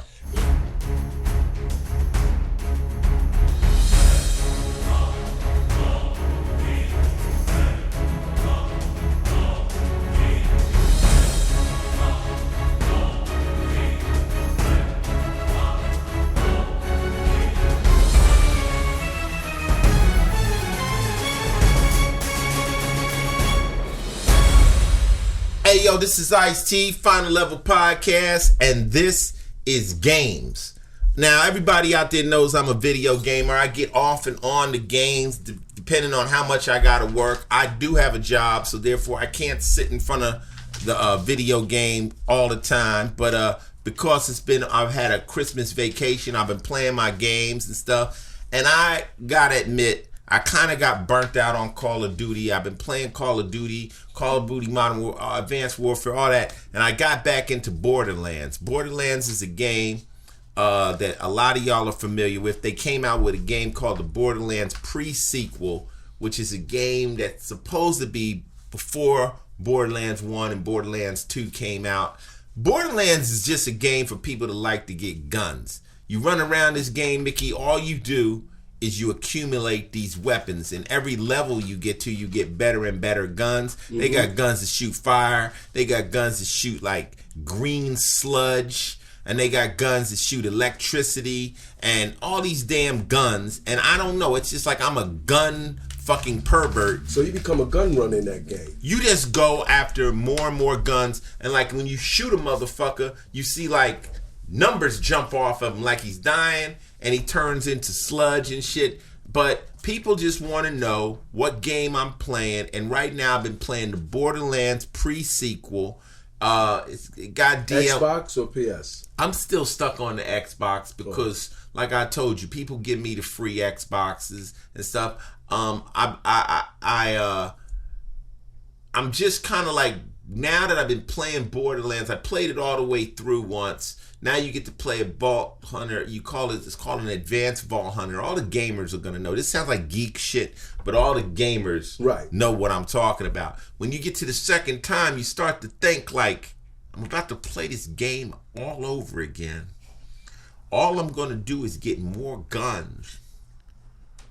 What the fuck am I doing? Like, why am I? It's just a game to go pick up guns. You just pick up guns and ammo. All you do, and you get, like when you're on level 31, you have to have a level 31 gun, and then you get the guns and you trade the guns, and then you take the guns to this thing called a grinder. The grinder turns these guns into better guns. It's like some gun shit. So yesterday I was playing the game, and I just threw the controller down. Like, I'm like, what the fuck am I doing? I'm killing these dinosaurs and shit. So I'm that's like, what gamers do, baby. They love to play their game. But this, so how many levels you can get up to on this? You get up to level 50. And you had 31 already. Yeah, and I don't know if I want to finish now. I'm just like in a warp right now, and I'm looking for another game. I played, The Evil Within.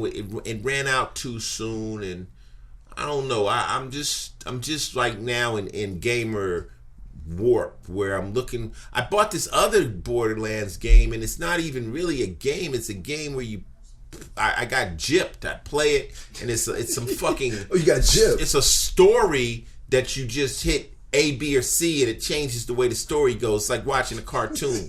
You don't get to shoot nothing, to kill nothing. So that's not a game you like. That you can't shoot and kill. Right now, I'm in limbo. I'm in like this zone of games where I'm missing a new game that really has me excited. Is there any new games out? People are telling me to get some game. Like Halo's coming out, but I never played Halo. So you kind of like down and out. I'm down and out with my games right now. Just collecting the guns though. You had 31, level 31. I just got the 31, and I said I'm tired. I'm just done. I don't get where I'm going. I know where I'm going because you're playing the same game over again, and I'm just needing a new game, man. So maybe somebody on Twitter can tell me what game I should play that I'll be excited about. All right? And that was games. Hey, this is Ice-T, Roxanne Shante, and Mick Benzo. Who is this? Eva. Hey, Eva. What's happening? You calling the podcast. What you want to talk about? Hey, I didn't know I'd actually be on the air, but I just wanted to have the opportunity to tell you that I'm a fan of you and your many works. Thank you. So I'm sorry I'm so awkward. I'm hiding from my mom. How old are you? I'm 15, and I'm supposed to be doing the dishes, but I figured this was much more important. Oh, okay. Well, good. Hiding from my mom.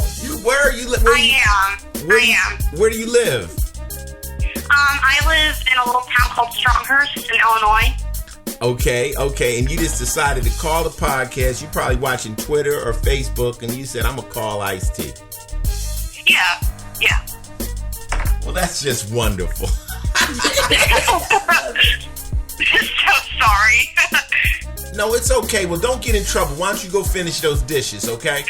I will. Thank you so much. All right. You take care.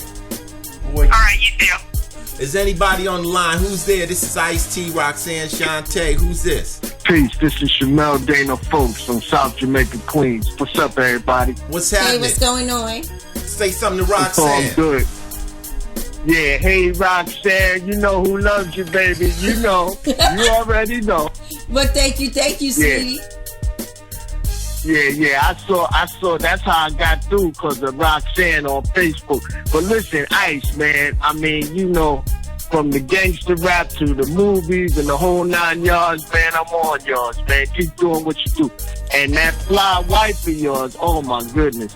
Man, y'all got it together, man. I'm a big fan of both of y'all, man. I see you doing the rock thing too nowadays. I don't know what's up with that, but more power to you, baby.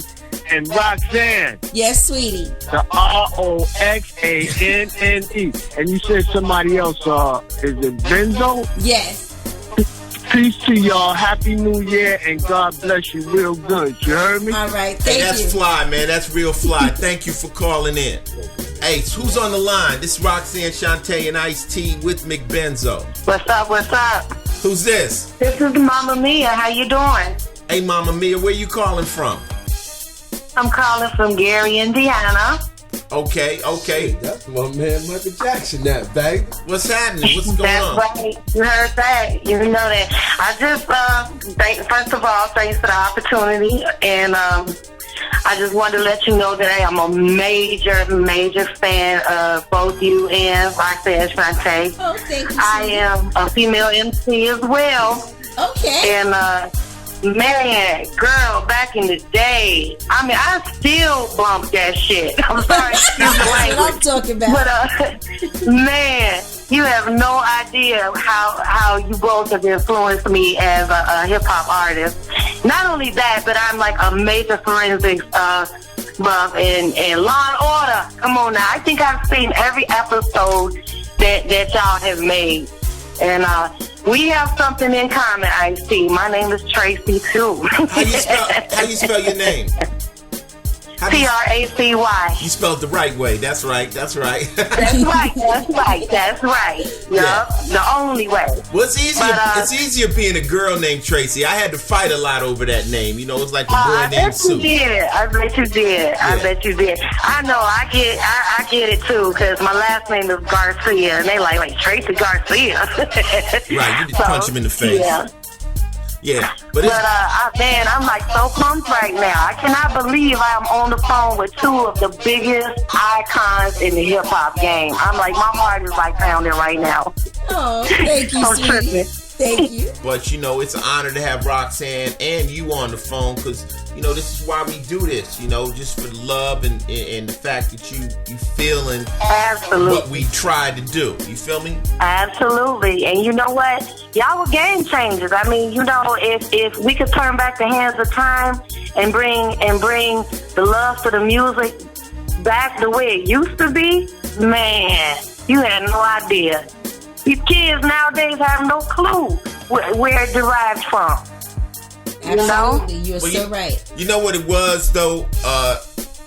You probably were witness to the birth of a culture, you know, and when things are born, it's always raw. You know, we didn't know what it was, and it was a youth culture. It was made by kids that came up, and there is no new culture that has come after hip-hop. Like, that was the most recent one. There was the hippies.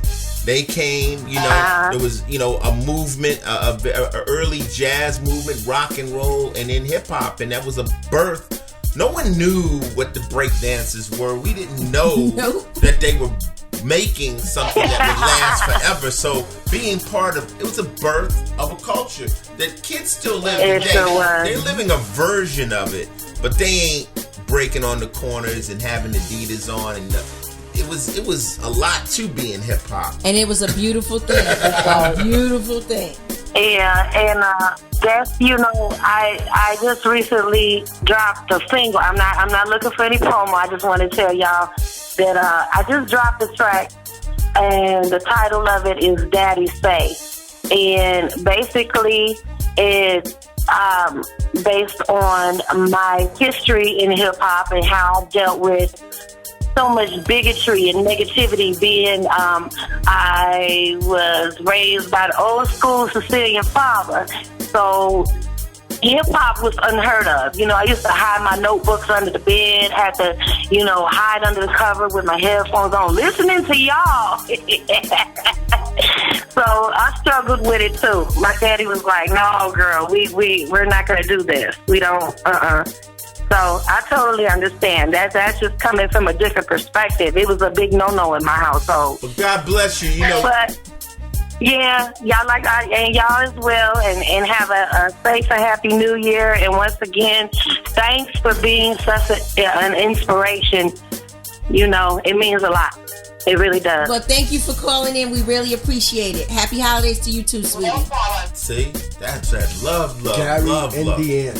That's that love. I'm going back to Gary, Indiana. Here I come, baby. That's crazy. Hey, this is this is Ice-T, Mick Benzo, the Human Dictionary, the Mictionary, and the one and only Roxanne Shante, who's on the line. Yeah, how you doing? My name is Antarctic from the North Pole. I'm cold, Jack. I want to first and foremost. That's Rockwell. That's Rockwell. That's Rockwell. We got you, Rock. We got you. Can't sneak in on us. You can't do an Ice-T impersonation of Ice-T. Nah, this is my real voice. This is what people get twisted. I sound a lot like this guy. We got Rockwell in the building, baby. I wanted to know what he thinks about my voice. But first and foremost, before all this starts, I want to wish y'all a happy holiday. Happy New Year. God bless. And y'all been doing a great thing, and this podcast is awesome. I love it. I listen to it, and it's just something that, you know, has inspired me to stay focused on what I do as well, because you always give a positive note. Hey, look, for the listeners that's listening in, man, this is the gentleman that emulates my guy Ice-T. This is Rockwell. He does a lot of people, though. Yeah, he does DMX. You got DMX in there? Is DMX around? DMX is in the building. I'm in the building, always. You already know. Hey, Dog. Is I love what you do. I love it. I am inspired by everything you do. And that's coming from the big dog, BMX. That's BMX. BMX, baby. You know, I got my bike on deck. We also got Chub Rock on the scene, and I want to thank all you hip-hoppers out there. That's Chub Rock? Chub Rock, 1990. Chub Rock jumps up on the scene with the rain and a pocket full of grain. But first and foremost, I'm going to break this down real quick because a lot of people that don't know, like the dude that called before, Ice has been an inspiration to me. A very big inspiration throughout my whole hip-hop career since a child. Okay? Nick Benzo as well, because Nick Benzo always got a positive attitude, and Roxanne Shante was slapping down UTFO. Yo, where's Pac the Peanut? Where's Pac the Peanut at? Where's Pac the Peanut? Where you at? There's a lot of people up in the building, but check this out. I used to listen to Rap Flow, talking about that way. The rock the mic in the disco. I used to like how that shit was going down with my own sound, so I try to write rhymes. Something like them. My voice said, that ain't you, Ice. This nigga is crazy. I'm just shutting up. Listening to you. I'm sitting back in shock like this nigga is crazy. You know, but hey, Rockwell, we about to go to the next caller. That shit sound like them. We about to. All right, you stay doing what y'all do. Keep doing the positive thing. God bless you. This is Rockwell right here, and I want to let you know, y'all been great, man. I love the podcast. Happy New Year. Make all these wishes of the new year come true. And that's all I can say. God bless. God bless, baby. Thanks, homie. That was good. That was good. That was Anytime. I catch it. I know his voice We when got I hear. DMX. Chub Rock jumped on the scene. That's what's up. Hey, there's a lot of people calling in tonight for Roxanne Shante. That's because you're a superstar. That's what happens. Who's on the line right now? This is Anthea. I'm currently where am I? I'm in Boston, but I'm Australian. Okay. So what's going on? Yeah. Well, I just wanted to say, hey, I was in LA for your last concert with BC, and I was hanging with Coco, and we were having such a great time. It was my first concert of yours because I'm only 19, so back in the day I wasn't really around. Hold up, I think I know who this is. Are you the girl that's a friend with Coco's that came and saw us in LA? Yeah. I just wanted to hear, I don't know if y'all talked about it on the podcast tonight, but news Australia-wise has been going crazy with Sydney and all the tourism and stuff. I just wondered what your take on that was. Because for us, even though I'm in America, it was still such a shock. We'd never had anything like that go on or anything. So I was just wondering what you guys are thinking. You know what? On that whole... You know what? I'm not fully informed on the situation that happened out there because I try to tend to stay away from news. The news is just depressing to me as a whole. So I kind of take it in bits and pieces and try to deal with stuff that I can control. But I heard there was a situation over there. I mean, you want to give me a little outline of what really went down? Yeah, sure. I stayed up all night watching it. So what went on was... just about 10 days before Christmas, a guy who was Islamic, he came into a Sydney store in the CBD, in the main street of Sydney, and it was a Lindt cafe, a chocolate cafe, and he held up the whole store. And there were a number of hostages. I think there were about 15 in total. And during the day, a few escaped, and it ended up going on for about 17 hours. And in the end, it didn't resolve peacefully. And two people died. Two of the hostages died, and also the Islamic man died as well in gunfire and going in. How did he die? The cops came and ran in and killed him? Well, what happened was throughout the day, two people escaped, and then another 3 people escaped, and this was 6 and 7 hours in. And then just before it happened, another 7 people just escaped, and they had to go in quick for the last few hostages, and they had to make a split call, and then yeah, 3 people ended up dying, including the taker. Yeah, you know what it is? It's like, I guess people in the United States are just numb to like access situations like that where people are taken hostage and all that stuff, and that probably doesn't happen that much in Australia. So you guys kind of got blown away by it. I just don't think any place is protected from crazy people, so to speak. People that just decide to do crazy things, you know, and, you know, whether they're connected to whatever type of radical or terrorist group, that's all up for discussion too, because a lot of time the news will put a spin on it. You notice how you said an Islamic man, you know? So it's just terrible. Yeah, for sure. It's just terrible. It's bad, you know, and hopefully, you know, you guys will recover from it. God bless the people that passed away. But, you know, anytime, at any moment, we could all be put in danger. I mean, my next door neighbor could decide he wants to come over here and barricade himself in here, you know, and, you know, gonna kill us all unless he gets some Domino's pizza. You know, never know. I like Chris Rock said, whatever happened to good old crazy? You know, there's crazy people all over the world, but thank God your people are safe and your friends and family are safe, and it's terrible. But, you know, it's not much I can really comment on. But thanks for calling into the podcast, okay? And thanks for being a fan of Coco. Thank you very much for being such a solid supporter. Peace. Thanks, guys. Have a good night. Hey, Roxanne. Yes, babe. The fans called in. You know how it is. It's good having a female here for the female opinion, especially somebody like you who I really respect. It's been wonderful. It's been real wonderful. So what's going on? Anything you want to promote on the way out of the show? So to make all the listeners, you know, we got a lot of people listening to this every week. Absolutely. Well, I mean, I would just say that what they can do is follow me on my Instagram, my Twitter, and my Facebook, and they're all under the letter I, the letter M, Roxanne Shante. So that's IMROXANNESHANTE, all one word. And I can keep you up to date on everything because I'm one of those people who truly post. I put up Instagram pictures. I'm a Facebook person. So just follow me and I'll just keep you up to date on everything. Yo, I mean, we got to say no more. I'm saying this is rap royalty. There's only a few people to get that term, you know, rap royalty. You know, were you, one last thing, were you the only female member of the Juice Crew? Actually, originally, yes. Up until the very latter part of the Juice Crew, we did have a sister named Glamorous. Okay, but you the OG member of the Juice Crew. You the mother of the family. Yes. Everybody had to be your DJ. But as any mother of the family, you know, you got to include every family member. That's just the way you keep That's it. how fly she is. Oh, yeah. Hey, Mick, this has been a good podcast. Oh, number 27 with why they had to go and make a record about me. The ROXANNE. Roxanne Shante. Yeah. Do us a favor. Tell a friend to tell a friend. Please believe it. Peace. We out of here. That's how I'm living.